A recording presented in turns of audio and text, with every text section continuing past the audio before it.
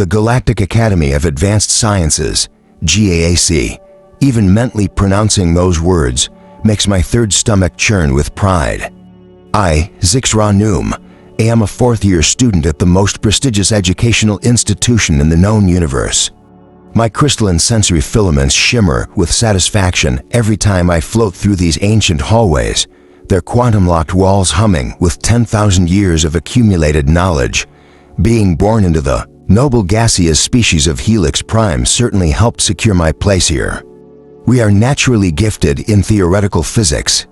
Something about existing in a perpetually shifting state of matter really helps you understand the fundamentals of quantum mechanics.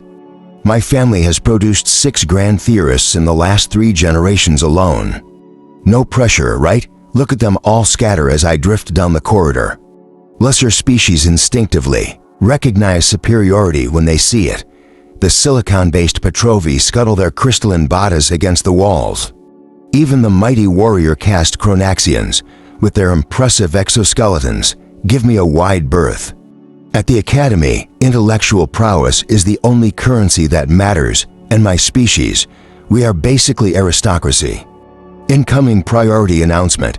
The Academy's AI chirps through the neural interface. All students report to the Grand Assembly Hall for an important presentation.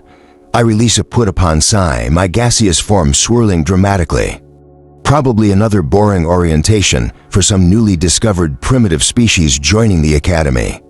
Last month it was the Fungi Collective from Spore System 7. They were literally a bunch of walking mushrooms. At least they knew their place in the hierarchy. The Grand Assembly Hall is already packed when I arrive, but naturally there's an empty spot in the premium viewing section. Being lighter than air has its privileges. I expand my sensory field to pick up the excited chatter around me. I heard it's a human, from Earth, that backwater death world. Don't they still use combustion engines? SHAE. They are starting. Denex Thor, their tentacles a distinguished shade of mauve today, takes the central podium. Students of the Galactic Academy, today, marks a historic occasion. Following their species' recent achievement of faster-than-light travel, we welcome our first human student, Sarah Martinez. A small figure walks onto the stage, and I have to recalibrate my sensory inputs, because surely this can't be right. They are so solid, just a basic bipedal form, wrapped in the standard Academy uniform. No extra appendages, no visible sensory organs besides the most rudimentary set, no sign of energy manipulation capabilities. How did this creature even qualify for admission? The human Sarah smiles and waves at the assembly. The gesture seems stiff, practiced, like she's trying hard to appear confident. Hello, everyone. I'm honored to be here. Just 5 words, spoken in perfectly accented galactic standard. The accent is so flawless it has to be artificial, probably some neural implant.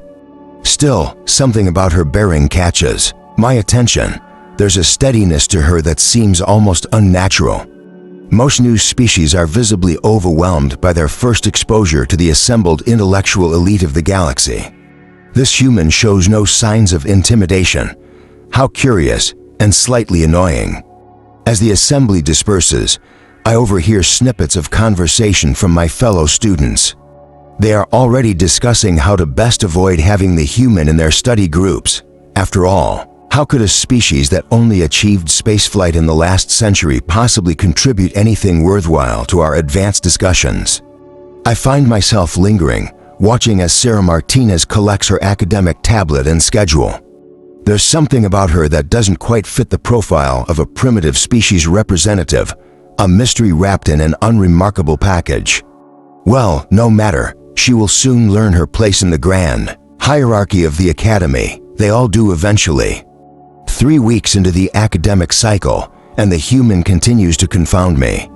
The primitive doesn't even have a backup brain, Krulks announces loudly during quantum engineering, their bioluminescent spots flashing in amusement. How does she manage complex calculations with such limited processing power? The class erupts in chirps, clicks, and various species-specific sounds of amusement. Sarah Martinez sits 3 rows ahead, her back straight as a plasma conductor, apparently absorbed in her work. But I notice her shoulders tighten slightly. Professor Yix pauses the lecture.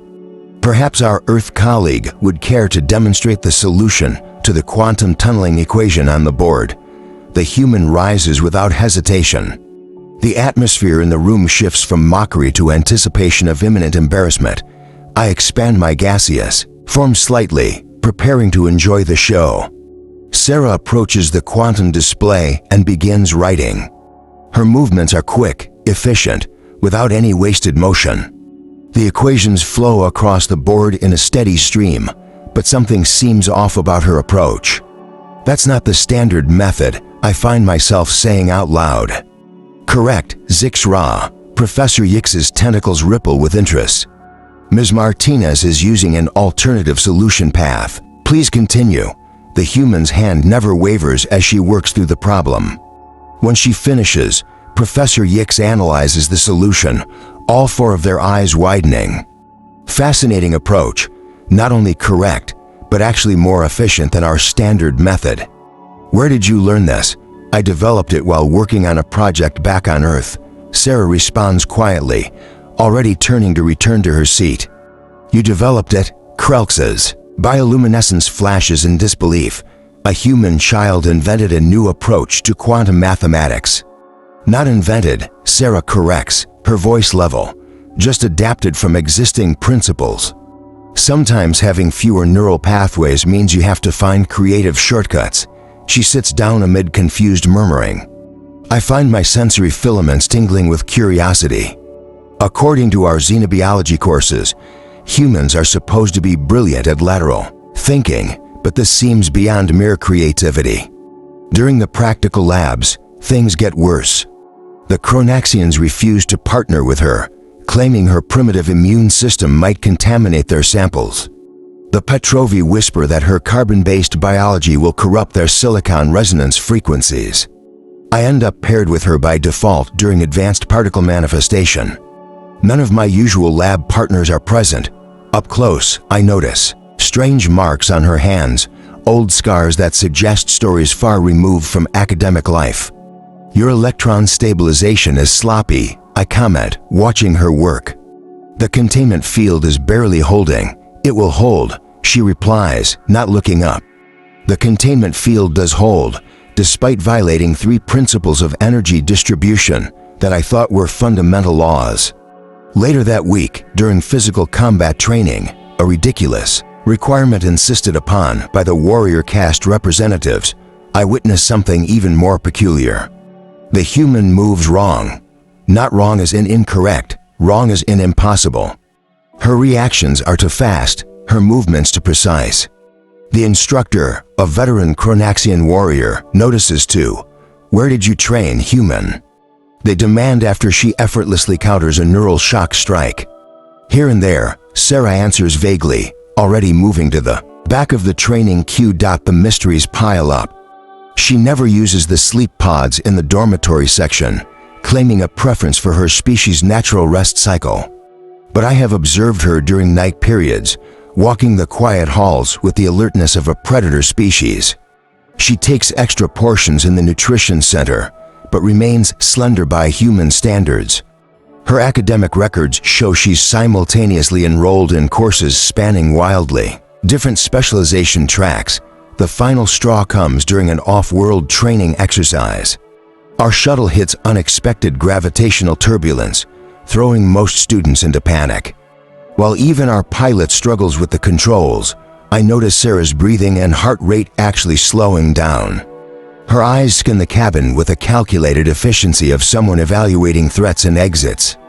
Those are not the reactions of an ordinary student. Regardless of species, you are not really here just because Earth achieved FTL, are you? I ask her later, cornering her in an empty study pod. Sarah looks at me for a long moment, her primitive binocular vision somehow making me feel like I'm the one being dissected. What makes you say that? You are too ... I pause, my gaseous form swirling in frustration as I search for the right word. Too contained, like you are holding something back all the time. A small smile crosses her face, the first genuine expression I have seen from her, perceptive. For someone who spends so much time looking down on humans, you pay remarkably close attention to one. Before I can respond, the Academy's emergency alert system begins blaring. Sarah's entire demeanor changes in an instant, that carefully maintained containment cracking just slightly. "Well," she says, already moving toward the door with purposeful strides, "looks like you might get some answers sooner than expected." The emergency alert pulses through every neural interface in the Academy, its pitch making my gaseous form vibrate uncomfortably. Red warning lights bathe the corridors in an ominous glow as the Academy AI's voice rings out with uncharacteristic urgency. "Alert! Containment breach in Laboratory Complex 7. Multiple quantum singularities detected. All students proceed to designated safety zones immediately. Laboratory Complex 7, where the advanced physics students experiment with dimensional barriers." My fourth stomach drops as I realize what this means. Someone must have miscalculated their quantum equations. The corridors quickly fill with panicking students. The Petrovi roll themselves into protective spheres, blocking evacuation routes. Chronaxian students instinctively form defensive circles, their warrior training conflicting with emergency protocols.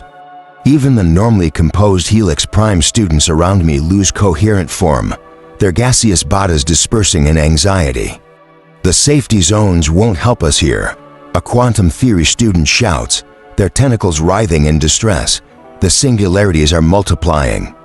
They will consume the entire Academy." Through the chaos, I notice Sarah scanning the emergency display panels, her expression focused.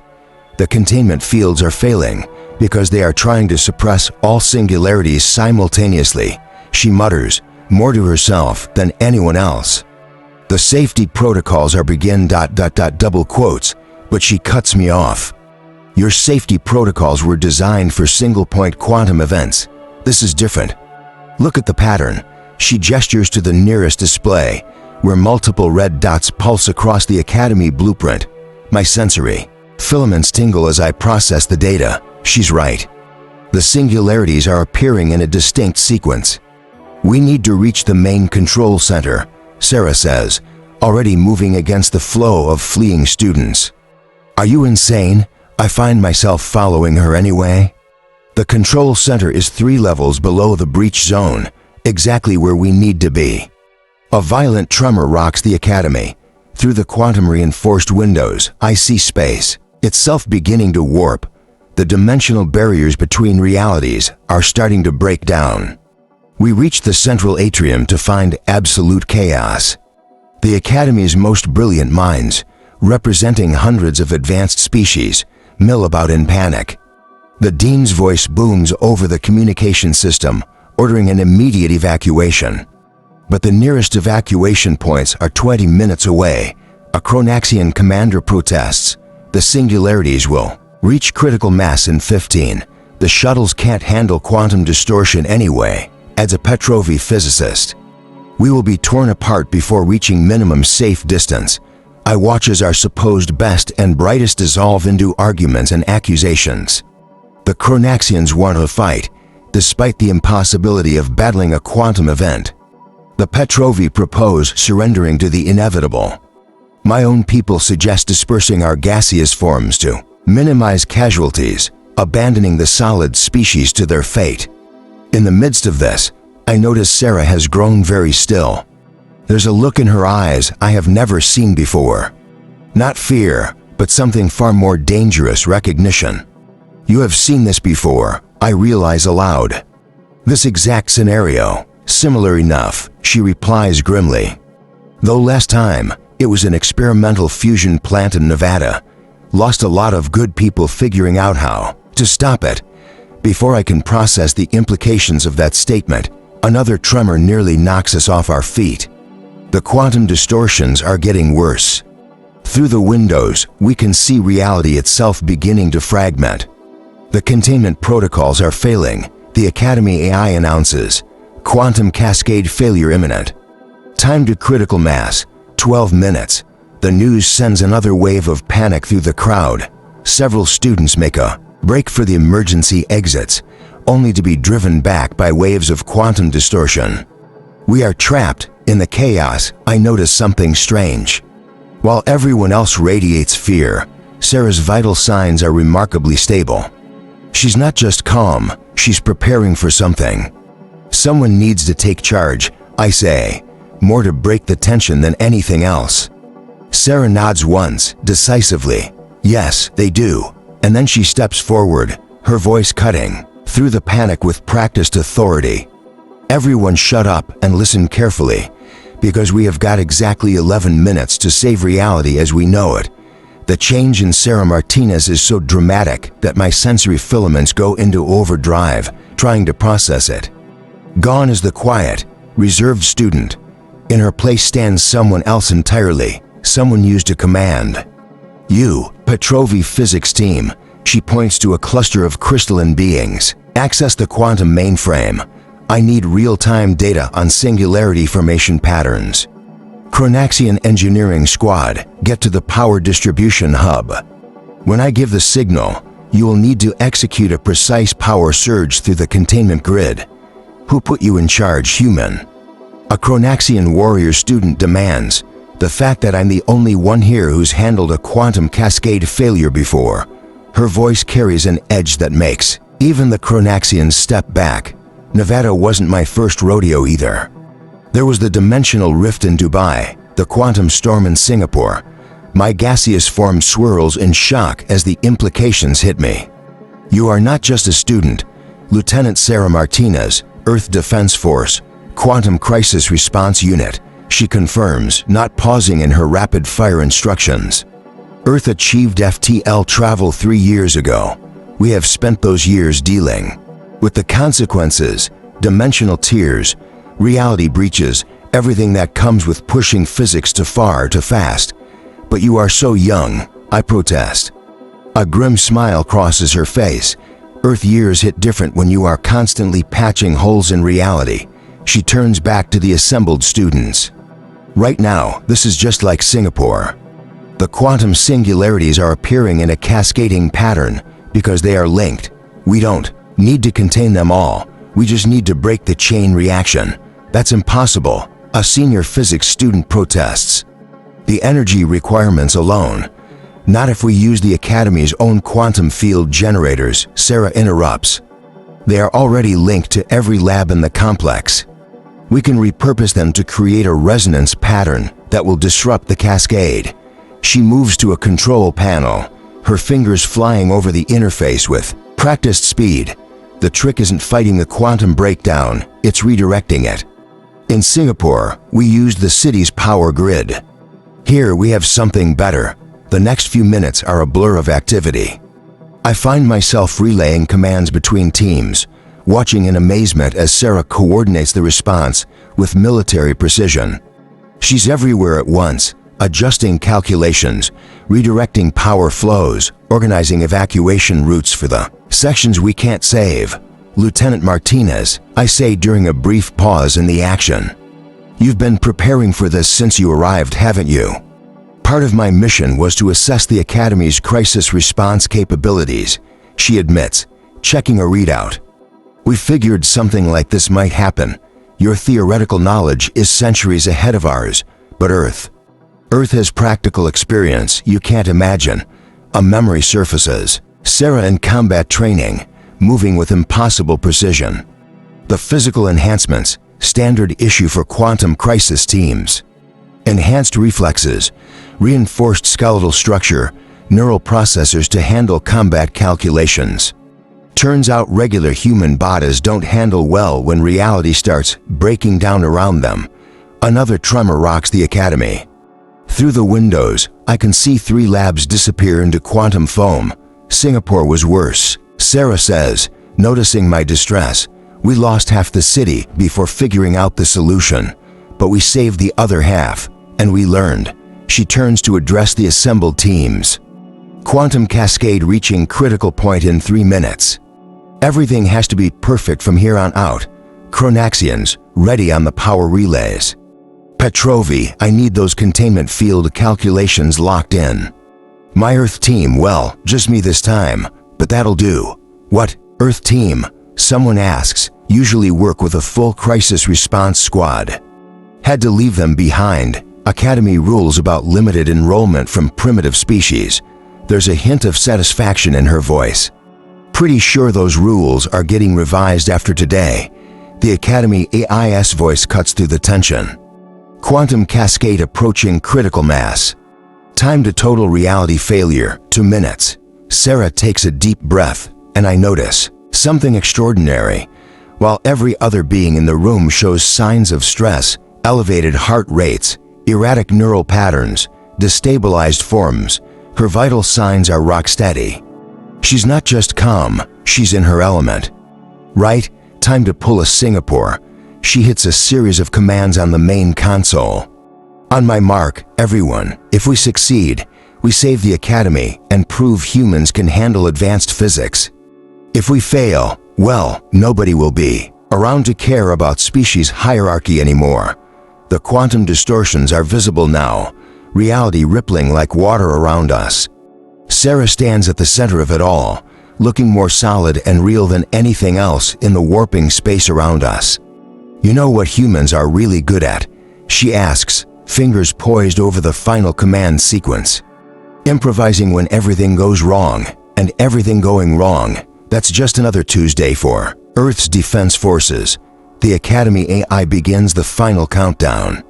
Critical mass in 10, 9. I watch Sarah Martinez, student, soldier, crisis responder, prepare to attempt the impossible, and for the first time since arriving at the Academy, I feel something new, respect for a species I had dismissed as primitive. Time to show the galaxy how Earth handles an apocalypse, Sarah says, and slams her hand down on the activation panel. The moment Sarah activates the emergency protocols, reality itself seems to hold its breath. The quantum distortions pause, rippling in place like suspended water droplets. For one terrible second, nothing happens. Power surge now, Sarah commands. The Chronaxian engineering team responds instantly, their synchronized movements pushing the Academy's power grid beyond its safety limits. Energy crackles through the containment systems, making my gaseous form tingle with accumulated charge. Petrovi team, start your calculations. Sarah's voice cuts through the chaos. Focus on the primary singularity, the one in Lab 7. That's our target. The crystalline beings vibrate in harmony, their silicon-based minds processing quantum equations faster than any computer. Numbers and projections flash across the emergency displays, a stream of data so complex it makes my secondary brain pulse with sympathetic effort. The containment field is failing, someone shouts. No, it's not failing, it's adapting, Sarah counters. Watch the pattern, just like Singapore. 3, 2, 1. A burst of quantum energy rocks the Academy. Several students lose their physical cohesion entirely, but Sarah stands firm, her enhanced body barely swaying. Phase 2, redirect power to the secondary containment grid. She turns to me suddenly. Zixra, I need your help. You're gaseous. Form, you can sense quantum fluctuations directly, can't you? Yes, but double quotes, no buts. I need you to extend your sensory field as far as you can. Be my early warning system. Tell me the moment you feel the quantum cascade pattern change. I hesitate for a fraction of a second, then expand my form to its maximum extent. The sensation is overwhelming. Quantum distortions tear at my outer edges, threatening to dissipate my consciousness across multiple dimensions. The pattern, I gasp, fighting to maintain coherence. It's shifting, moving clockwise through dimensional space. Just like I thought, Sarah nods. It's not random, it's following the path of least resistance through reality. Chronaxians, reverse polarity on sections 3 through 7. Create a quantum pressure gradient. The warrior students move with practiced precision, their natural combat coordination perfectly suited to the complex task. Energy fields shift and realign. Petrovi team, adjust your calculations. Factor in the new quantum flow patterns. The silicon beings chime in harmonic response, their crystalline forms glowing with computational effort. The numbers on the display shift, showing new possibilities. I feel the change first, my expanded sensory field detecting the subtle shift in quantum pressure. The cascade is slowing. Not enough. Sarah grits her teeth. We need more power. The containment field has to be stronger than the quantum pressure or everything snaps back worse than before. The generators are at maximum capacity, a Chronaxian engineer reports. Any more power, and they'll burn out. Then we burn them out, Sarah says firmly. Better to lose some equipment than all of reality. The Academy board will never approve. The board isn't here, we are. And we are the ones who have to make this call. Something in her voice, that absolute certainty, that willingness to accept the consequences strikes a chord. I watch a species that minutes ago would barely acknowledge each other's existence begin working in perfect synchronization. Petrovi team, calculate the exact moment we need that power spike. Chronaxians, be ready to push those generators past the red line. Everyone else, prepare for quantum backwash. This is going to get rough. My sensory field tingles with approaching danger. Sarah, the quantum pressure is building again. Good. That means it's working. The cascade is trying to compensate. Everyone hold steady. Wait for my mark. The Academy groans around us, reality flexing like stretched rubber. Warning alerts scream from every console as systems approach critical failure. Now, everything happens at once. The Chronaxians force maximum. Power through overtaxed systems. The Petrovi calculations reach their culmination. My sensory field detects the quantum cascade reaching its peak, and Sarah does something impossible. She steps forward and physically grabs the edge of the primary containment field control panel, her augmented muscles straining as quantum forces try to tear reality apart around her. Remember what makes humans special, she grunts through clenched teeth. We don't just improvise, we refuse to quit. The generators explode in a cascade of energy, but by then it's already done. The quantum singularities collapse in on themselves, reality snapping back into proper alignment with an almost audible bang. The sudden return to normal spacetime sends everyone reeling. When the quantum dust settles, I reform my scattered consciousness to find Sarah Martinez still standing at the control panel, her hands smoking slightly from contact with raw energy fields. She looks exhausted but satisfied.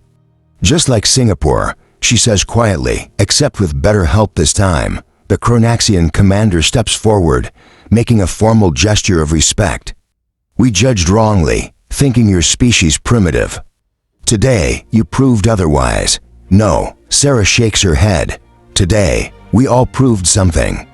Look around, and we do. Look around at the impossible thing we've just accomplished. Helix prime gaseous beings working alongside solid matter species. Chronaxian warriors taking orders from a human. Petrovi crystals harmonizing with organic minds. Every barrier and prejudice forgotten in the face of crisis. This is how Earth survived its first steps into advanced physics, Sarah explains. Not because we were smarter or stronger or more advanced, but because when everything goes wrong, we learn to work. Together, we adapt, we overcome, and we never, ever give up. She sways slightly, the adrenaline crash finally hitting her enhanced system. I find myself extending a supportive tendril of gas without even thinking about it. The Academy board will want a full report. I say good, Sarah grins tiredly. Because I have a few suggestions about updating the emergency protocols and maybe revising those rules about primitive species enrollment limits. Around us, students who hours ago wouldn't share a classroom are now comparing notes on the crisis response, trading observations and ideas. The Petrovi are already discussing ways to integrate their quantum calculations with Chronaxian power management techniques. My own people are offering to help detect future quantum instabilities before they reach critical mass. You planned this too, didn't you? I ask Sarah, not the crisis itself, but the response, the cooperation. Let's just say Earth's Quantum Crisis Response Unit has learned a few things about bringing people together. She straightens up, already looking more steady. Nothing unites different species quite like saving reality together. 3 days after what students now call the Quantum Cascade event, the Academy feels different. The hierarchies and boundaries that once seemed so important have become surprisingly fluid. You might even spot a Petrovi sharing a study pod with a Chronaxian these days, something unthinkable just a week ago. Sarah Martinez stands before the Academy board, delivering her report on the incident. I hover at the back of the chamber, my gaseous form condensed respectfully, watching as she changes our world for the second time in a week. The Academy's quantum safety protocols are excellent for single-point failures, she explains, but the galaxy is entering an era where multiple species are pushing the boundaries of quantum physics simultaneously. We need to prepare for cascade scenarios, the board members murmur among themselves. Dean Axter speaks up, Lieutenant Martinez, your actions during the crisis were commendable. But surely Earth's experience with quantum disasters is unique to your rapid technological development. With respect, Dean, no. Sarah's voice carries that same quiet authority I now recognize from the crisis. Earth learned these lessons the hard way, yes. But we learned them so others wouldn't have to. That's why I'm really here. A ripple of confusion passes through the chamber. I feel my own surprise manifesting as slight quantum fluctuations in my outer layers. Explain, the Dean requests. The Quantum Crisis Response Unit isn't just Earth's emergency response team. We are also its diplomatic initiative. Sarah straightens, every inch the soldier now. Earth proposed a galaxy-wide crisis response network 2 years ago. The Galactic Council declined, citing our primitive status. So we decided to prove ourselves instead. The pieces suddenly click into place in my mind. The Singapore incident, I say aloud, drawing surprised looks. The Dubai Rift, they were tests, Sarah nods, controlled demonstrations of Earth's crisis management capabilities, but more importantly, demonstrations of our approach to problem solving. We knew eventually there would be a real crisis, one that would prove that the galaxy needs what humanity has learned. And what exactly is that? A board member asks that quantum physics doesn't care about species hierarchies. That reality itself doesn't recognize the boundaries we create between advanced and primitive, gaseous and solid, silicon and carbon. Sarah gestures to the still visible damage in Lab Complex 7. When reality starts breaking down, the only thing that matters is working together. Every species, every perspective, every capability. The board chambers fall silent as the implications sink in.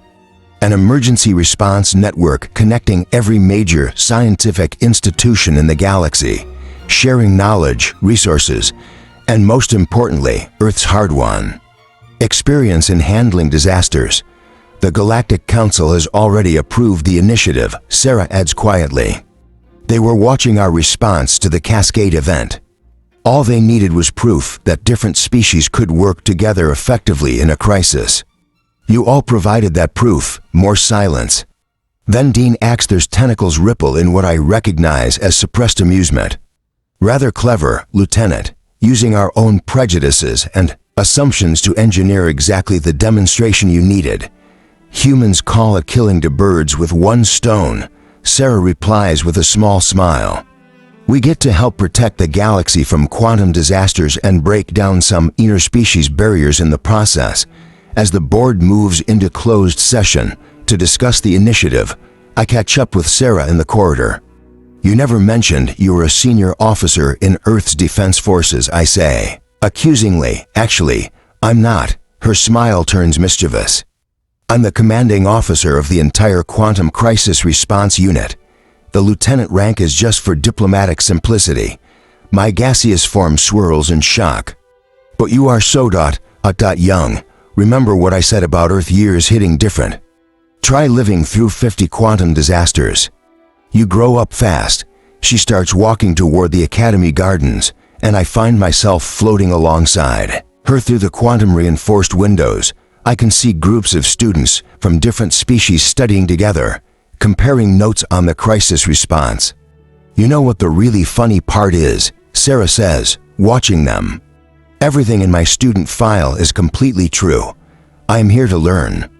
Earth might have experience handling quantum disasters, but your theoretical knowledge is centuries ahead of ours. We all have something to teach each other. Looking at the changed academy around us, at the barriers breaking down, and the new connections forming, I finally understand what humans mean by irony. We spent so long looking down on Earth as a primitive world, never realizing they had mastered the most advanced science of all, the art of bringing people together.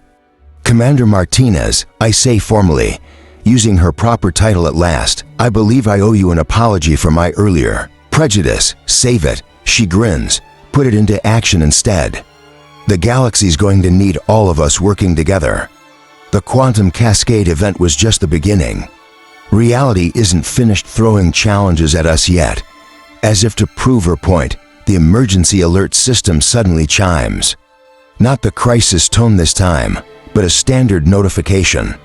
Quantum anomaly detected in the Cygnus sector. The AI announces, crisis response teams requested. Sarah's grin widens as students from a dozen species immediately begin moving with purpose toward the response center.